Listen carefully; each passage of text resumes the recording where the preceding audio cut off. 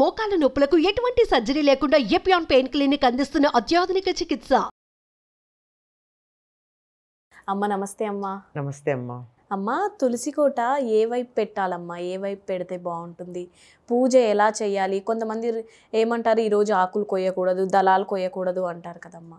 ఇల్లు విశాలంగా ఉండి, అంటే ప్రాంగణం విశాలంగా ఉండి, మధ్యలో ఇల్లు ఉండి, నాలుగు వైపులా ఖాళీ ప్రదేశం ఉంటే ఏ పక్క పెట్టుకోవాలి అనేటటువంటి ప్రశ్న వస్తుంది. ప్రస్తుతం మనకున్నటువంటి అపార్ట్మెంట్ కల్చర్లో ఎక్కడ పెట్టుకోవాలి, ఈ పక్కన పెట్టుకోండి, ఈ పక్కన పెట్టుకోవద్దంటే తులసి పెట్టుకోవడం మానేస్తారు. ఖచ్చితంగా అంతే కదా. కాకపోతే మామూలు సిద్ధాంతం ఏమిటో చెప్తా.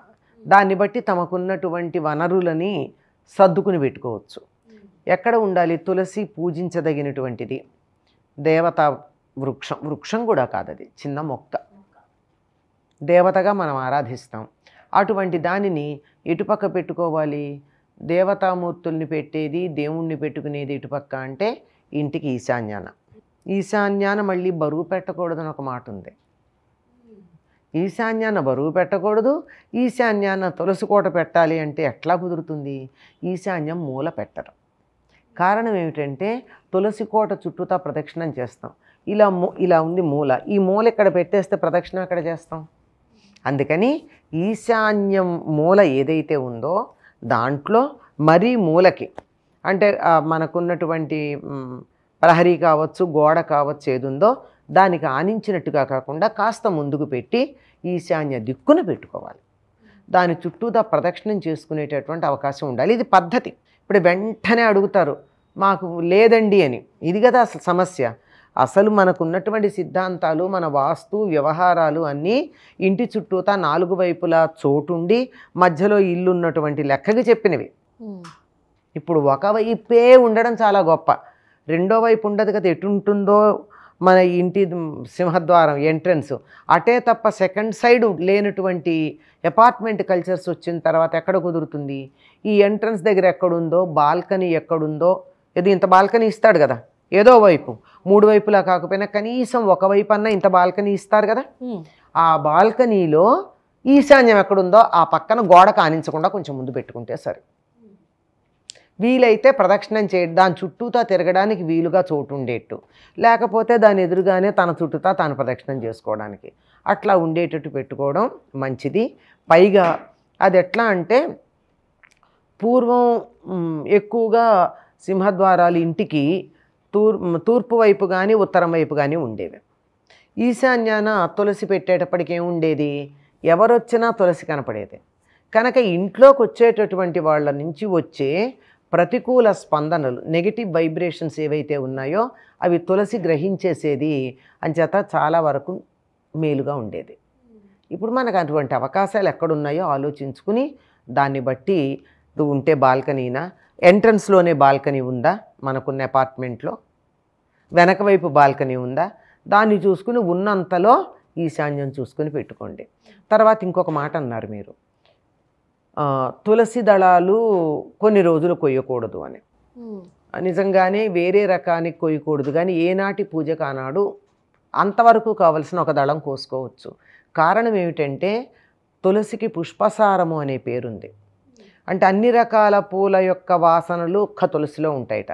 మీరు ఇన్ని పూలు తెచ్చి అక్కడ పూజ చెయ్యండి విష్ణుమూర్తికి, దాంట్లో ఒక్క తులసి దళం లేకపోతే పూలతో పూజ చేసిన ఫలితం ఉండదు అని చెప్తారు వాళ్ళు, వాళ్ళ మాట అది. పైగా వాళ్ళు నివేదన చేసేటప్పుడు కూడా ప్రతి నైవేద్యం మీద ఒక తులసి దళం వేస్తారు. అట్లాంటప్పుడు ఈ వాళ్ళ ఒక తులసి దళం వేయడానికి, ఆ నైవేద్యం పెట్టే దాని మీద ఒక తులసి దళం వేయడానికి, అలాగే అన్ని పూలల్లోనూ పెట్టడానికి ఒక తులసి దళం వేయడానికి, ఒక తులసి దళం కోయడంలో తప్పు లేదు. కానీ తులసిని దేవుడికి పూజకే కాక చాలా వాటికి వాడతారు. ఆయుర్వేదంలో చాలా వాటికి వాడతారమ్మా. అసలు పెరటి వైద్యుడు అని పేరు తులసికి. చిన్నపిల్లలు ఉంటే తులసాకులు చాలు చాలా రకాలైనటువంటి వాటికి. మరి అట్లాంటప్పుడు ఎప్పుడు పడితే అప్పుడు కొయ్యకూడదని అర్థం. పూజ వరకు మాత్రం తప్పదు. చెట్టు ఇంట్లో ఉంటే కూడా నెగిటివ్ ఎనర్జీ రాదు అంటారు. రాదమ్మా. ఎందుకంటే అది స్ట్రాంగ్ నెగిటివ్ ఎనర్జీ కనుక ఉన్నట్టయితే అది తీసేసుకుంటుంది. కొన్నిసార్లు ఒక మనిషి వచ్చి వెళ్ళగానే తులసి మొక్క చనిపోతుంది. వచ్చి వెళ్ళిన వాళ్ళది ఎంత అంటే అది తట్టుకోలేనంత నెగిటివిటీ ఉంది, మన దగ్గరికి రాకుండా తీసుకుంది. అటువంటి వాళ్ళు వచ్చేటప్పుడు మనం కొంచెం జాగ్రత్త పడాలి. ఎండిపోతే తులసి చెట్టు ఏదేదో అంటారు కదమ్మా, ఏం చేస్తాం, ఎండిపోతే సహజం. మామూలుగానే తులసి 2 ఏళ్ల కన్నా ఉండదు, చెట్టు లక్షణం అది. అందుకని ఎండిపోతే కొత్తది పెట్టుకుంటాం. అంటే ఏదో కూడని నెగిటివ్ ఎనర్జీస్ చుట్టుపక్కలకు వచ్చి వెళ్ళాయి అని మనం అర్థం చేసుకోవాలి. అంచేత మళ్ళీ కొత్తది పెట్టడమే. అందుకని పూర్వకాలం ఏం చేసేవాళ్ళు అంటే తులసి కోట పెద్దదే ఉండేది కనుక ఎప్పటికప్పుడు విరిచిన వెన్నులు అంటాం దాన్ని అందులో వేస్తూ ఉండేవాళ్ళు, మొక్కలు వస్తూ ఉండేది. ఒకటి ఎండిపోయినా ఇంకోటి వస్తూ ఉండేది, కానీ ఎప్పటికప్పుడు ఉండేది. తర్వాత ఇంకోటి విశేషం ఏమిటంటే తులసికి మనం ఎరువులు అవి వేయకూడదు, అక్కర్లా. మంచినీళ్ళు మాత్రమే పోస్తే చాలు, అది బాగా ఎదుగుతుంది. అంచేత బాగానే ఎదుగుతాం. ఎరువు లేదు, బలం లేదు మట్టిలో, ఇలాంటివి పెద్ద సమస్యలు ఉండవు. అమ్మ తులసి దళాలు ఆడపిల్లలు కొయ్యకూడదు, మగపిల్లలే కొయ్యాలి అంటారు కదమ్మా. ఇంట్లో అన్ని పనులు ఆడపిల్లలే చేస్తారు కదా, కనీసం ఈ పని అన్నా మగపిల్లలు చేస్తారు. అంతేనా అమ్మా, ఇంకా దానికి ఏ రీజన్ లేదా? అమ్మ ఇంట్లో మగపిల్లలు లేరు, ఇంటి యజమాని ఊరెళ్ళాడు, ఇంట్లో ఆడవాళ్లే ఉన్నారు. మరి తులసికి పూజ ఆడవాళ్ళు పూజ మానం కనుక ఎవరో ఒకళ్ళు చేస్తారు. నిజానికి మగవాళ్ళే పూజ చేయాలి, కానీ ఈ రోజుల్లో పూజలు కూడా ఆడవాళ్ళకి అప్పచెప్పేసి సుఖపడిపోతున్నారు కదా మగవాళ్ళు. అంచేత ఆడవాళ్ళు పూజ చెయ్యాలి అంటే మగవాళ్ళు లేక తులసిదళం కొయ్యకపోతే మానేస్తారా?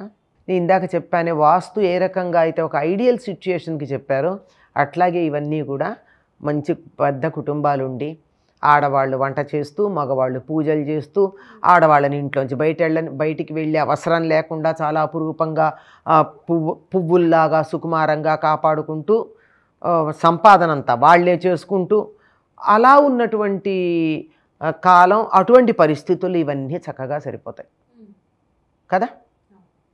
మేము పూజ చేయమనే మగవాళ్ళు ఉన్న ఇళ్లల్లో తులసి దళం ఆడవాళ్ళు కొయ్యకపోతే ఎవరు కొయ్యాలి? కొంచెం ఆలోచించాలి.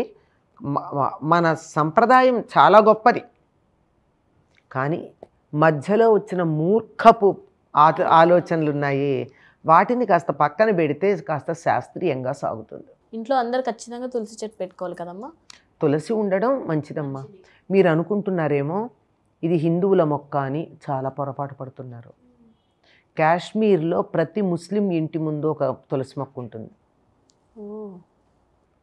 అంటే ముస్లిం అని కాదు అక్కడ లెక్క. దానికి ఏదో చరిత్ర చెప్పారు, వీళ్ళంతా పూర్వం హిందువులు. మీరేమన్నా చెప్పండి, అందరిళ్ళ ముందు ఉంటుందమ్మా, వాళ్ళు హిందువులైనా ముస్లింలైనా కాశ్మీర్లో. అమ్మ కొన ప్రాణంతో ఉన్న వాళ్ళకి ఖచ్చితంగా తులసి నీళ్లు పోస్తారు కదమ్మా, మరి దాని వెనక కారణం ఏంటమ్మా, అర్థం ఏంటి? మరి తులసిలో ఎంత ప్రాణశక్తి ఉంటుందంటే అది ఎక్కడెక్కడో అంతరాంతరాల్లో ఉండిపోయిన ప్రాణశక్తిని కూడా అలా గ్రహిస్తుంది అది. అంచేత ఈ కొన ప్రాణంతో ఉన్నవాడిలో ఏదైనా అంతరాంతరాలు ఎక్కడో అట్టడుగు పొరల్లో ఉండొచ్చు ప్రాణశక్తి, అది బయటికి రాలేకపోతుంది. అలా ఉండిపోతే అది అణగారిపోతుంది.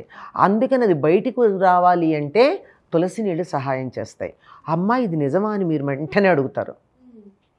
అసలు తులసి యొక్క ఘనతని గుర్తించింది ఎవరు అంటే మనం కాదు, మనం ఏదో అమ్మవారు, మన పూర్వులు చెప్పారు, మనకి శాస్త్రీయంగా చెప్తే మనం దాని గురించి ఆలోచించాం, దాన్నో మతంతోనో దేనితోనో ఆచారంతోనో పెడితే ఆచరిస్తాం.